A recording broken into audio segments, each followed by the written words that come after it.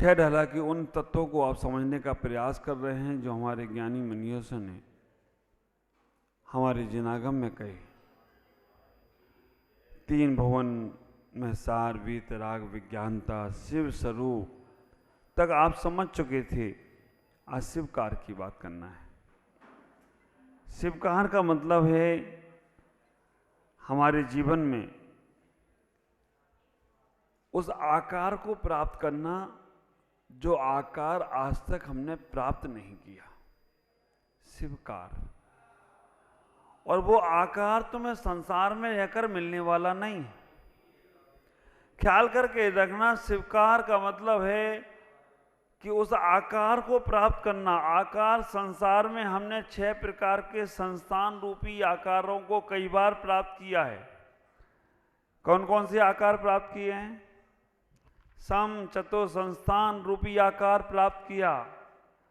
सम चतुर संस्थान, निग्रोध परिमंडल संस्थान, कुब्जक संस्थान, बावन संस्थान, हुंडक संस्थान, ये जो संस्थान है यही आकार प्राप्त करते रहे। लेकिन एक बार भी वो आकार प्राप्त नहीं किया जो रियल में तुम्हारा आकार है। वो शिवकार में प्राप्त होगा।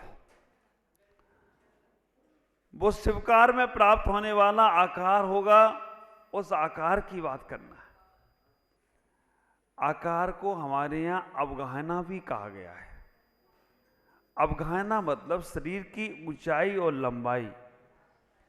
आपने कभी एहसास किया कि आप कितने कितने आकारों को प्राप्त कर चुके हैं? आप विचार करके रखना, शिवकार को प्राप्त करना है, वो आकार को प्राप्त करना है जो आकार तुम्हारा रियल आकार है। लेकिन अभी हम कितने आकारों को प्राप्त कर चुके हैं, कितनी अवगाहनाओं को प्राप्त कर चुके हैं। तो हमारे आचार्य कहते हैं 84 लाख योनियों में भटक भटक कर तुमने आकारों को ही प्राप्त किया है, लेकिन वो आकार प्राप्त नहीं किया।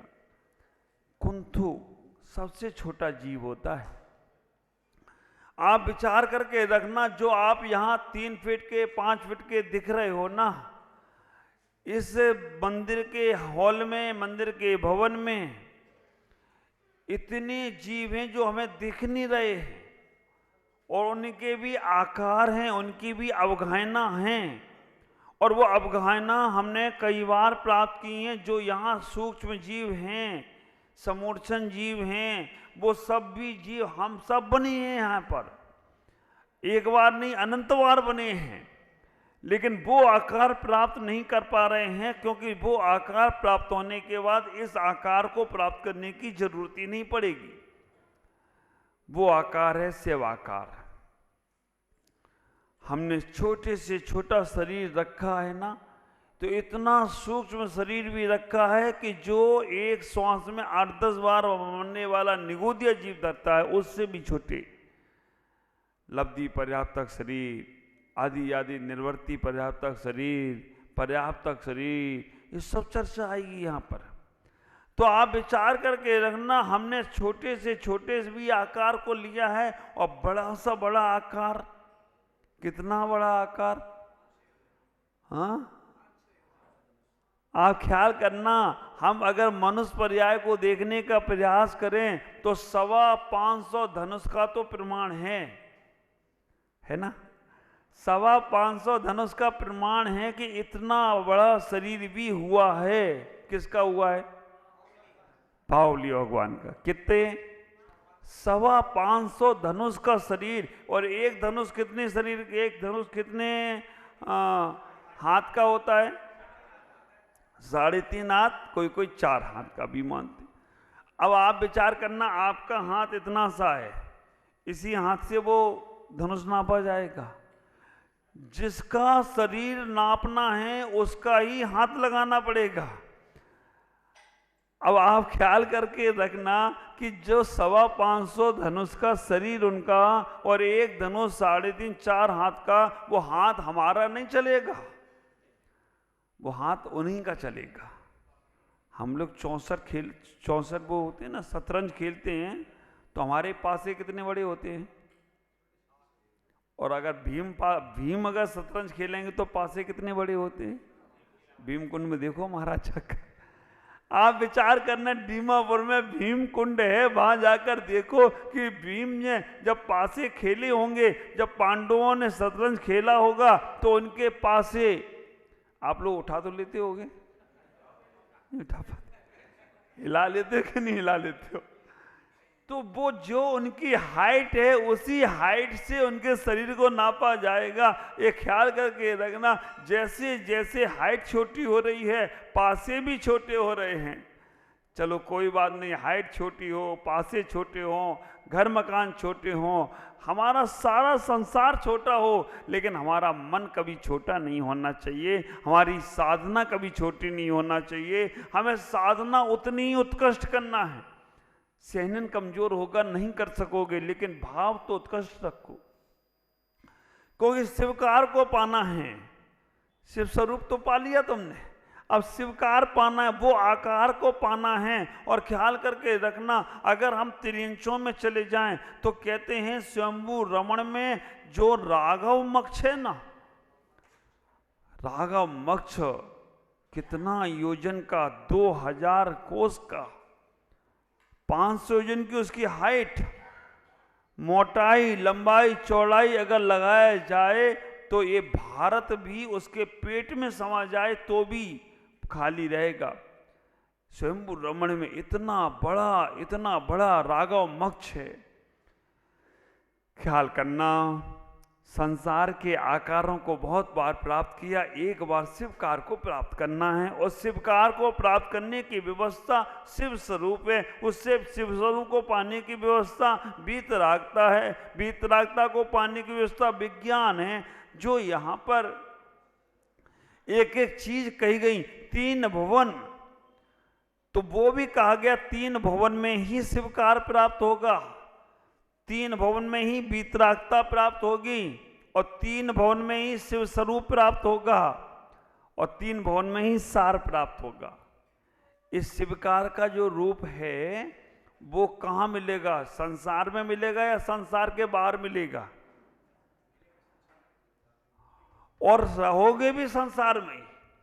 आप विचार करना, जो 3 भवन कहे गए हैं, तो 3 भवन में अधोलोक, मध्यलोक और ऊर्ध्वलोक, जो शिवकार, जो पूरा जो शिव का आकार मिलने वाला है, वो शिव का आकार भी 3 ही लोक में मिलेगा और 3 ही लोक में रहोगी।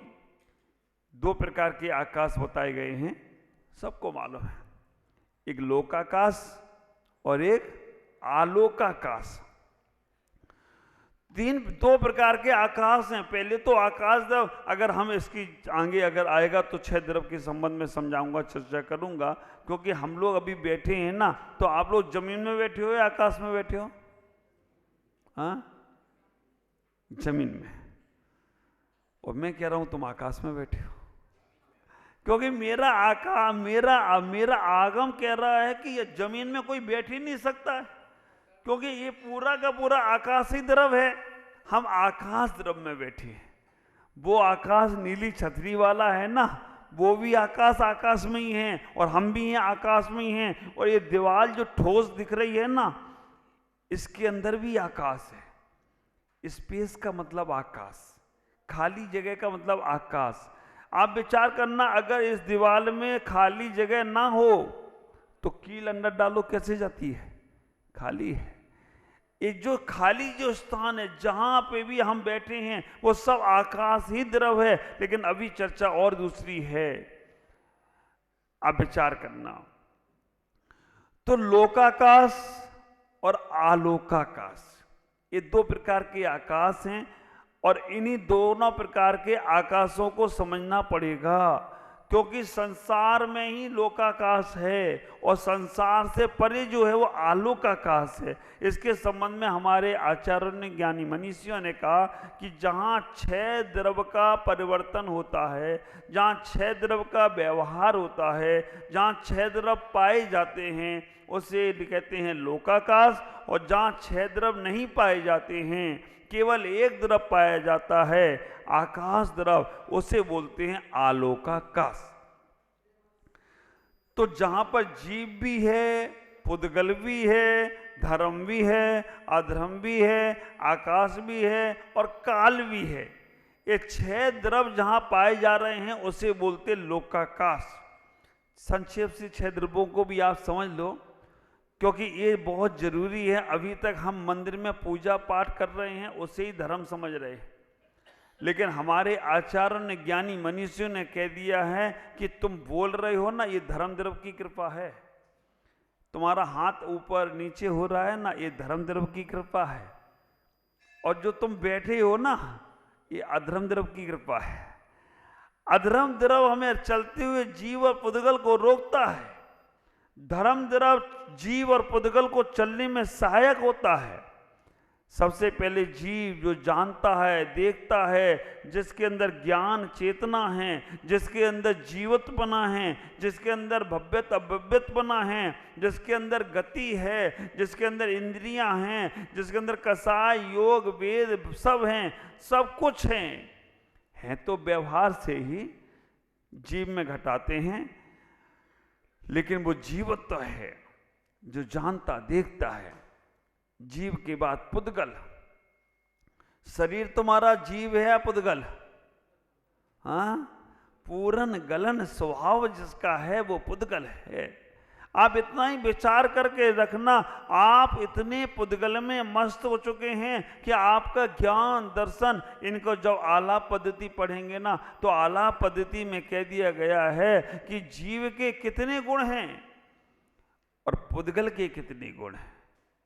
देखो, जीव के लक्षण और पुद्गल के लक्षणों की बात जब करते हैं तो जीव के कितने लक्षण हैं उन्होंने कह दिया। जीव के 4, पुद्गल के 4, धर्म द्रव के 3, अधर्म द्रव के 3, आकाश द्रव के 3, काल द्रव के 3।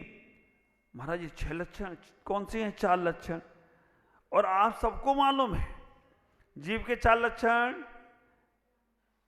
हाँ, ख्याल करना, चेतनत्व गुण है, जीव का गुण है, चेतनत्व गुण है, अमूर्तत्व गुण है, ज्ञान गुण है, दर्शन गुण है, ये जीव का है। ज्ञान दर्शन चेतन और अमूर्त। पुद्गल के 6, जीव के 6 लक्षण हो जाएंगे, ज्ञान दर्शन सुख पीर। आप विचार करना। और पुद्गल के 6 कौन से हैं? स्पर्श रस गंध वर्ण अचेतन और मूर्तत्व। ये 6 गुण पुद्गल के हो गए। धर्म द्रव के 3 गुण कौन कौन से हैं? अचेतनत्व है, अमूर्तत्व है, गति हेतुत्व है। ये किसके हो गए हैं? धर्म द्रव के हो गए हैं। अधर्म द्रव के 3 कौन कौन से हैं? गुण हैं उनके। गुण कभी खत्म नहीं होंगे। जो गुण हैं वो कभी खत्म नहीं होंगे, ये गुण हमेशा ही रहेंगे। जीव के 6, पुद्गल के 6, धर्म द्रव के 3, अधर्म द्रव के 3। अधर्म द्रव के 3 कौन कौन से हैं? आप विचार करना। अचेतन है अधर्म द्रव, अमूर्त है, दिखता नहीं है। अचेतन भी है, अमूर्त भी है। और अधर्म द्रव का एक गुण है स्थिति हेतुत्व, ठहराने का काम करता है। जीव, पुद्गल, धर्म, अधर्म, आकाश। आकाश द्रव के 3 गुण हैं। कौन कौन से 3 गुण हैं? आकाश भी अचेतन है। देखो, 6 द्रव्यों में केवल एक ही द्रव है जो केवल जीव है, बाकी के 5 जीव, 5 पुद्गल हैं। पुद्गल नहीं, अजीव हैं। पुद्गल और अजीव में भी आपको मतलब समझ में आना चाहिए। पुद्गल किसे कहते हैं और अजीव किसे कहते हैं? पूरन और गलन जिसका स्वभाव है वो पुद्गल, और जिसके अंदर पूरन गलन स्वभाव नहीं है वो अजीव। आप विचार करके रखना, पूरन गलन जिसका स्वभाव है वो पुद्गल है, और जिसका पूरन गलन स्वभाव नहीं है वो अजीव है। और जो जो पुद्गल है वो अजीव है। लेकिन जो जो अजीव है वो पुद्गल हो या ना हो कह नहीं सकते। जीव द्रव, पुद्गल द्रव, धर्म अधर्म आकाश काल। ये धर्म द्रव आकाश, धर्म अधर्म आकाश काल, ये अजीव है, पुद्गल नहीं है। अजीव और पुद्गल में और अंतर समझना। अजीव को कहते हैं जिसके अंदर स्पर्श रस गंध वर्ण ना हो वो अजीव, और जिसके अंदर स्पर्श रस गंध वर्ण हो वो पुद्गल। पुद्गल, तो पुद्गल में हम इतने मस्त हैं, और जो जो पुद्गल है वो नियम से अजीब होगा। अजीब पुद्गल हो या ना हो, लेकिन जो जो पुद्गल है वो नियम से अजीब होगा। इसको ऐसे समझो, तीर्थंकर में और अरिहंत में क्या अंतर है? तीर्थंकर और अरिहंत में क्या अंतर है? अरिहंत सब, लेकिन जो तीर्थंकर होंगे वो अरिहंत जरूर होंगे। नमो अरिहंत ताड़म में हमने तीर्थंकर को नमस्कार किया कि नहीं किया? किया। तो हम वहां पर नमो तीर्थंकर आलम बोल सकते थे ना, नमो अरिहंत आलम क्यों बोला? नमो तीर्थंकर आलम बोल सकते थे? नहीं। क्यों नहीं बोला? क्योंकि नमो अरिहंत आलम में हम इसीलिए बोला, अरिहंत में तीर्थंकर समाहित हो जाएंगे, लेकिन तीर्थंकर में अरिहंत हो या ना हो कुछ कह नहीं सकते। इसलिए नमो अरिहंत आलम, अरिहंतों में तीर्थंकर भगवान रहेंगे, लेकिन तीर्थंकर तो 24 ही होते हैं, उनमें अरिहंत होने वाले नहीं है, इसलिए उनको वहां पर अरिहंत आलम बोला है। तो जो जो अरिहंत होंगे वो नियम, जो जो तीर्थंकर होंगे वो नियम से अरिहंत होंगे। अरिहंत तीर्थंकर हो या ना हो कुछ कह नहीं सकते। ख्याल करना, इतना ही विचार करने का प्रयास करना कि जो जो तीर्थंकर हैं वो नियम से अरिहंत है। अच्छा, इसको और सरल करते हैं, है ना, क्योंकि दिल में दिमाग में बैठना चाहिए। जो जो पिता होते हैं वो बेटे होते हैं, या जो बेटे होते हैं वो पिता होते हैं? हाँ? दोनों कैसे होते हैं? नहीं, जो जो पिता होते हैं वो नियम से बेटे होते हैं, और जो जो बेटे होते हैं वो पिता बने या ना बने, सन्यासी हो जाएं, पिता बने ही नहीं, वो परम पिता बन जाएंगे। आप विचार करना, पिता है वो नियम से बेटा होगा, लेकिन बेटा है वो पिता बने या ना बने कोई कह नहीं सकते, सन्यासी हो जाए या और कुछ घटना घट जाए। तो इसलिए जो पिता है वो बेटा है, तो जो तीर्थंकर है वो अरिहंत है। अरिहंत तीर्थंकर हो भी सकते हैं, और आया समझ में? तो इतना ही विचार करके रखना, हमें स्वीकार समझना है। स्वीकार समझने के पहले हमें इस बात को समझना पड़ेगा। तो जो जो पुद्गल है वो नियम से अजीब है, लेकिन अजीब पुद्गल हो भी सकता है और नहीं भी हो सकता है। पुद्गल संसार में जो दिख रहा है, पुद्गल मूर्तिक होता है, तो संसार में जो दिख रहा है वो सब पुद्गल है, अमूर्तिक दिखता नहीं। और आप विचार करके रखना, जीव भी दिखता नहीं है। 5 द्रव अमूर्तिक है, जीव, धर्म, अधर्म, आकाश, काल, ये सब अमूर्तिक हैं, दिखते नहीं हैं, केवल पुद्गल दिख रहा है। शरीर भी पुद्गल है, संसार में जो दिख रहा है वो सब पुद्गल है। जीव के ज्ञान, दर्शन, सुख, वीर, चेतनत्व और अमूर्तत्व, ये 6 गुण हैं। पुद्गल के स्पर्श, रस, गंध, वर्ण और अचेतनत्व और मूर्तत्व, ये 6 गुण हैं। धर्म द्रव के 3 गुण हैं, गति हेतुत्व, अचेतनत्व हेतुत्व और अमूर्तत्व। अधर्म द्रव के 3 गुण हैं, अचेतनत्व, अमूर्तत्व और स्थिति हेतुत्व। आकाश द्रव के 3 गुण हैं, कौन कौन से? अवगाहनत्व। अभी अवगाहनत्व में देखना, सिद्धों के आकार को पाना है ना, शिवकार को पाना है। तो अवगाहनत्व, जो तुम्हें अवगाहन दे रहा है, जो तुम्हें स्थान दे रहा है, वो आकाश द्रव है। अवगाहनत्व, अचेतनत्व, अमूर्तत्व, ये आकाश द्रव के 3 गुण हो गए। काल द्रव के 3 गुण हैं, वर्तना हेतुत्व, अवगाहनत्व, वर्तना हेतुत्व, अचेतनत्व और अमूर्तत्व। आया कुछ समझ में? ख्याल करो, समझ में आएगा। अब मैं ना, बच्चों वाली क्लास है तो थोड़े आगे वाली क्लास ही समझ में आना चाहिए। जो तुम्हें स्थान दे रहा है, ये सब स्थान देने की कृपा आकाश द्रव की है। आकाश द्रव्य अचेतन होता है और अमूर्त दिखता नहीं है। जो तुम्हारा परिवर्तन करा रहा है, छोटी उम्र, बड़ी उम्र और आगे आगे तुम्हारे शरीर का परिवर्तन करा रहा है, दिन महीने का परिवर्तन करा रहा है, बता रहा है, वो सब काल द्रव्य है। और जो तुम्हारे जीवन में चला रहा है वो धर्म द्रव्य है। जो तुम्हें रुका रहा है वो अधर्म द्रव्य है। हम व्यवहार में भी कहते हैं ना, जो धर्म के कार्य करता है वो आगे बढ़ता है और जो अधर्म के काम करता है वो ठहर जाता है, उसकी कोई प्रोग्रेस नहीं होती है।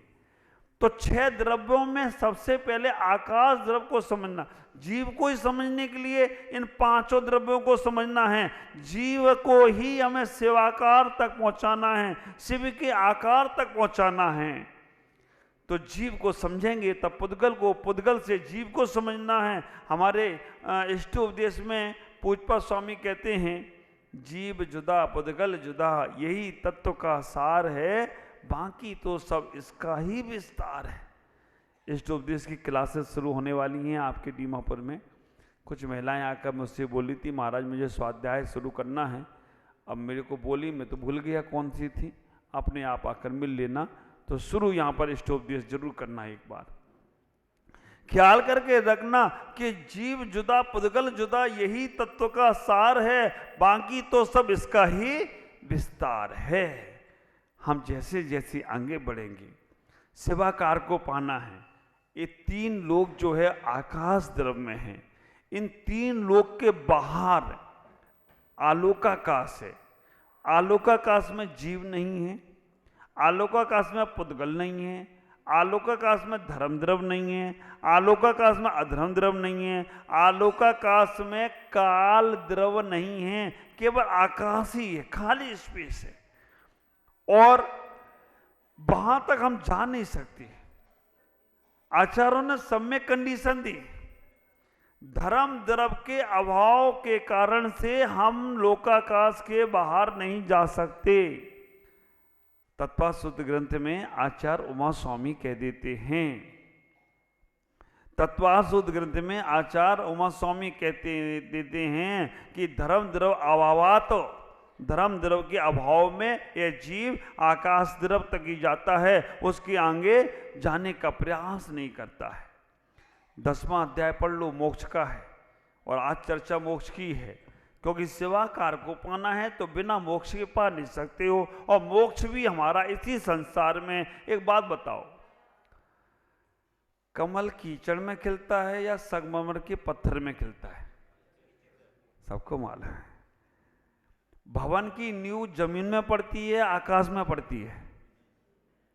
आकाश में। यहाँ पर अब वो आकाश नहीं, अभी अपने वाले आकाश में आ जाओ, है ना। धर्म वाला आकाश चूज करोगे तो गड़बड़ा जाओगे। तो आप विचार करके रखना, भवन की नींव डालना है तो जमीन के अंदर डालना पड़ेगी, हम आकाश में नहीं डाल सकते। हमें कमल को खिलाना है तो कीचड़ में ही खिलेगा, संगमरमर के पत्थर में खिलने वाला नहीं है। भूख समाप्त करना है तो पेट से भोजन करेंगे तो होगा या कान में डालेंगे तो होगा? पेट में, मुख में से पेट में डालना पड़ेगा। भले ही तुमको कुछ गड़बड़ हो जाए तो गले में छेद करके नली डाली जाए, बात अलग है, लेकिन वहां तक जाना मत। हॉस्पिटल में पहुंच गए तो इतने छेद करेंगे, यहाँ छेद कर देंगे, नहीं हुआ तो यहाँ भी काट पीट देंगे। शरीर को अच्छा रखना, काटे फाटे वाले में मत जाना।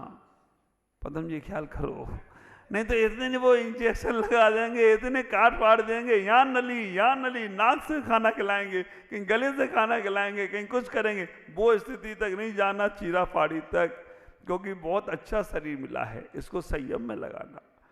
तो ख्याल करके रखना, अगर कमल खिलाना है तो कीचड़ की आवश्यकता है, अगर भवन बनाना है तो भूमि की आवश्यकता है, भोजन करना है तो मुख की आवश्यकता है, और आत्म कल्याण करना है तो इस मानव शरीर की आवश्यकता है। तभी तुम्हारा आत्म कल्याण हो सकता है, अन्यथा होने वाला नहीं।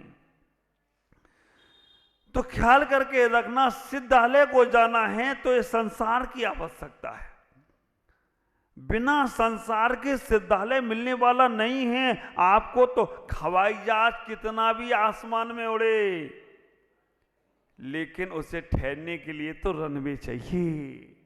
सौभाग्य जी कितने भी आकाश में हवाई जहाज उड़ते हों, लेकिन उन्हें आराम करने के लिए रनवे चाहिए। रनवे के बिना उड़ नहीं सकते और रनवे के बिना ठहर नहीं सकते, और आकाश में कहीं रनवे नहीं है।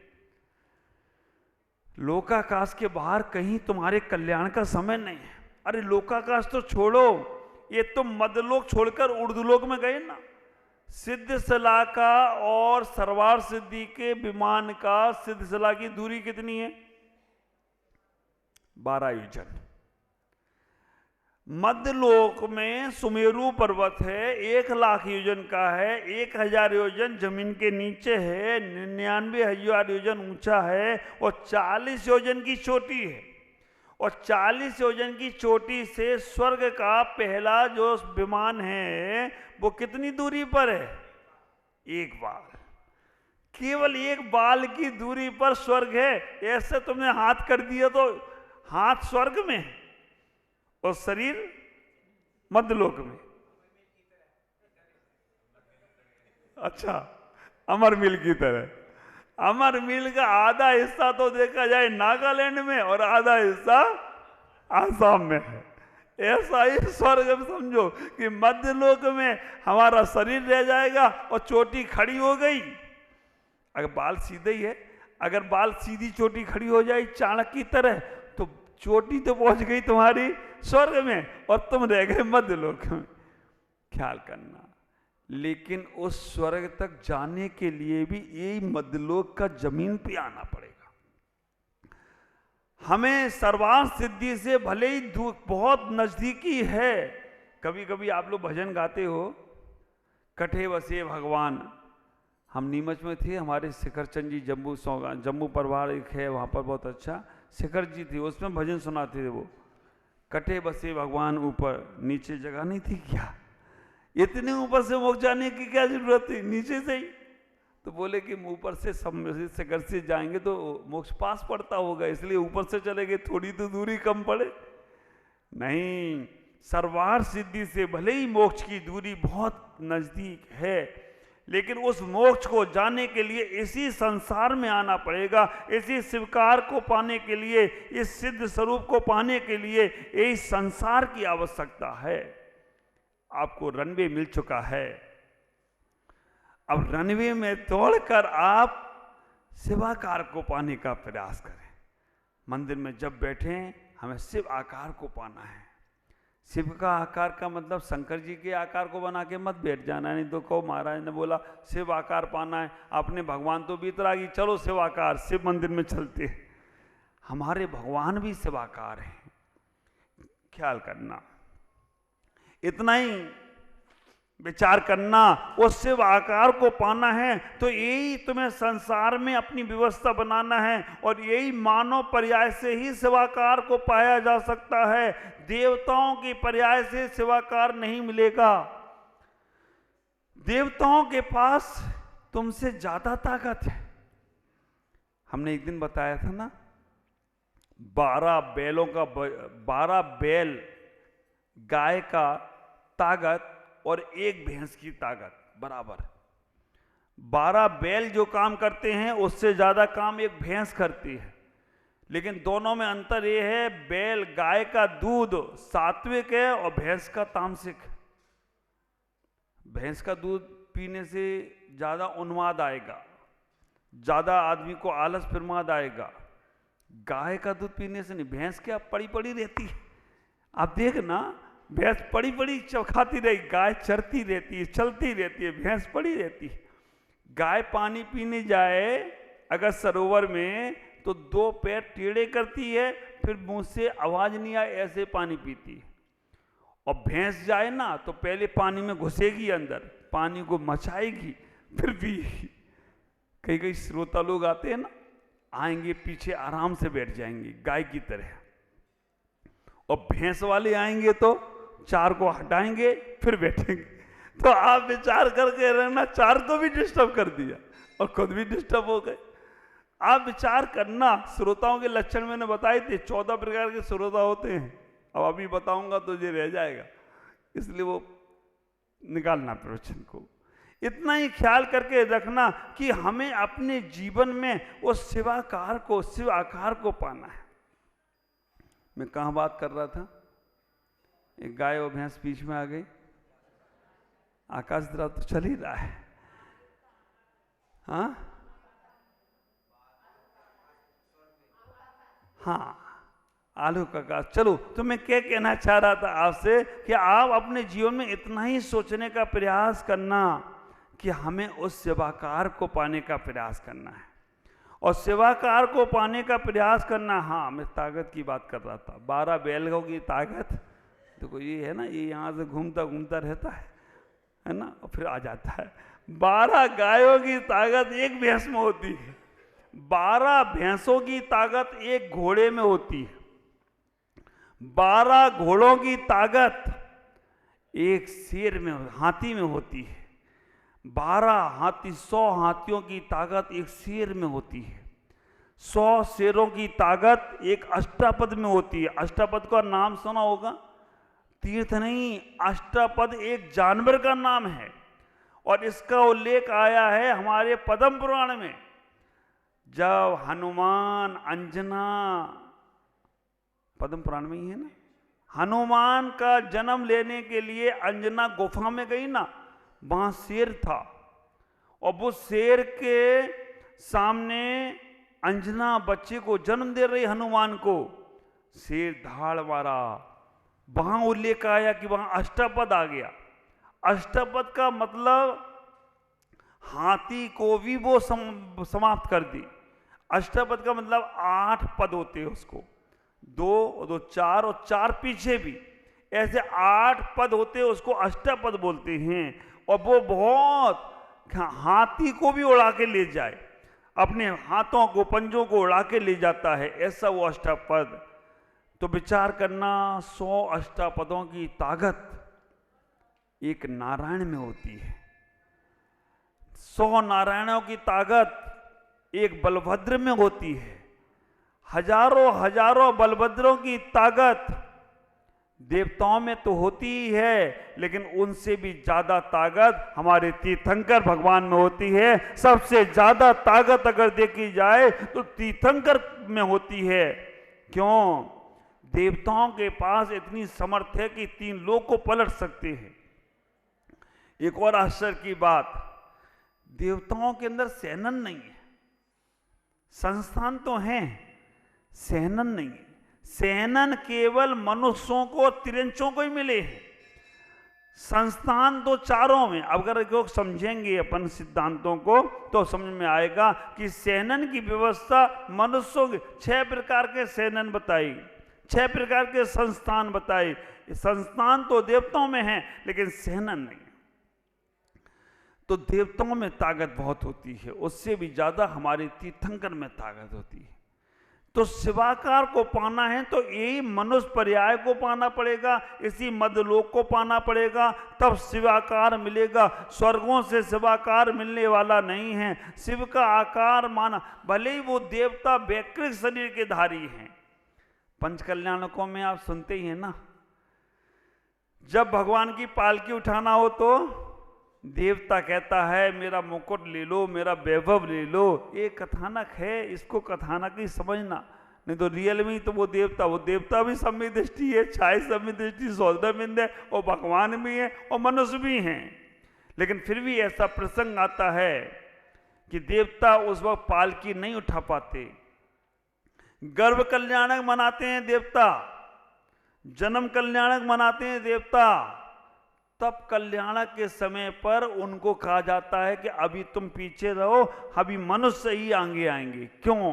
क्योंकि मनुष्य शिवाकार को पा सकता है, मनुष्य सिद्ध स्वरूप को पा सकता है, मनुष्य के पास का वैभव देवताओं से भी बड़ा हो जाता है। क्यों? क्योंकि मनुष्य संयम को धारण कर सकता है। तो मैं आपसे इतना ही कहूंगा, शिवाकार को पाना है तो इस मनुष्य पर्याय से ही पाने की व्यवस्था बनना। और वो एक ऐसा आकार होगा, वो एक ऐसी आकृति होगी कि जिसमें तुम अनंत सिद्धों को समाहित कर लोगे। ख्याल करो, दीपक की लड़ाइयां हैं, ज्योति की कोई लड़ाई नहीं है। हाँ, दीपक की लड़ाइयां हैं, ज्योति की कोई लड़ाइयां नहीं। अब ये बात अलग है घर में दीपक नहीं लड़ता हो, ज्योति लड़ती हो, ये बात अलग है। लेकिन यहाँ तो इतना ही समझना कि दीपक की लड़ाइयाँ हैं और ज्योति की कोई लड़ाई नहीं। अब देखो ना, आदमी की दशा देखो, आदमी की दशा देखो, सूरज की दशा देखो ना। ये सूरज सुबह सुबह जब निकलता है ना, तो रश्मि के साथ निकलता है, फिर किरणों के साथ रहता है। पहले सुबह निकलता है तो रश्मि के साथ, फिर किरणों के साथ घूमता है, फिर शाम को संध्या के साथ हो जाता है और रात्रि में निशा के साथ चला जाता है। ये 4 जगह हो जाता है। आप विचार करके रखना, ये सूर्य भी 4 अपना स्थान बदल लेता है। तो ये संसार में दीपक कुछ भी बदल लो, लेकिन ज्योति एक ही रहेगी। तो आकार कोई सा भी कर लो। और आश्चर्य की बात तो एक और, हमारा कर्णान योग ग्रंथ हम जब पढ़ते थे तो लगता था कि कर्णान योग काम में कब आएगा। मुझे अब काम में आ रहा है। कोई सा भी तुम्हारा आकार हो तो मोक्ष जा सकते हो। सैनन तो केवल एक ही चाहिए, बजो सब नारद सैनन, लेकिन आकार कोई सा भी चलेगा। आप ख्याल करना, हमारी ललिता बहन जो अभी स्वास्थ्य ना ठीक होने की वजह से चली गई, लेकिन बहुत ज्ञान। आप ख्याल करके रखना, सैनन मोक्ष जाने के लिए वज्र सब नारद सैनन ही चाहिए, लेकिन आकार कोई सा भी, समचतुर संस्थान हो तो चलेगा, निग्रोध परिमंडल संस्थान हो तो चलेगा, बामन संस्थान हो तो चलेगा, कुब्जक संस्थान हो तो, 6 संस्थान से मुक्ति है। 6 संस्थान से मुक्ति है। हम सोचें कि 500 धनुष वाले मोक्ष जाएंगे, हमारे यहाँ आचार्य के 3.5 हाथ वाला भी मोक्ष जाएगा। हाँ, अब इससे नीचे नहीं जाना, क्योंकि छठे काल में इससे नीचे चले जाओगे।